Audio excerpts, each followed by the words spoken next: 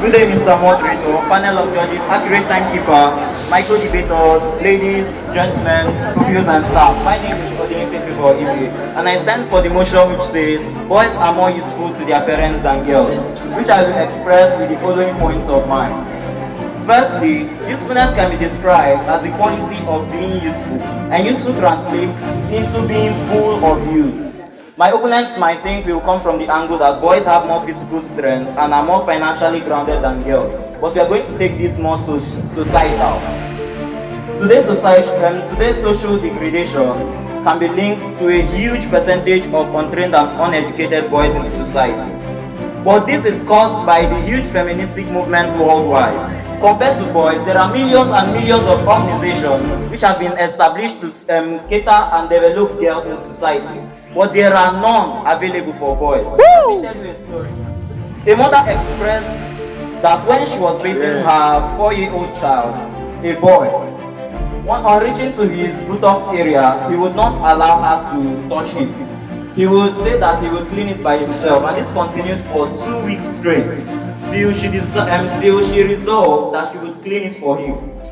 But on cleaning it, she discovered that his anus was wide open, implying that he had been consistently molested. On reaching out, she discovered that there were no organizations to actually help this boy, and this boy almost died. And that's how the catastrophic degradation of the society has been continuing. Even from the beginning, we noticed that God gave more responsibility to Adam in the family than Eve. My opponents might argue that in today's society, girls have the ability to carry out all acts that men can do. But they actually do this in reality with more struggle than boys who have been achieving these things easily for centuries. Moreover, there are actually families that contain only female children.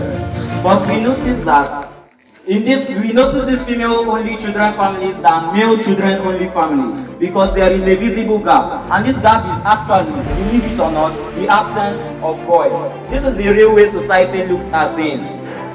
Also, parents themselves recognize these exceptional traits of boys and place on them skills which enable them to provide for themselves and their families, and also their children and their wives in the future. But when we look at the skills placed on girls, we see that it is for them to cater for themselves and to enable them later marry a good husband, which will not be able to provide for them and themselves. While we do not try to downplay the usefulness of girls, we struggle to establish that boys have more usefulness than feminism suggests.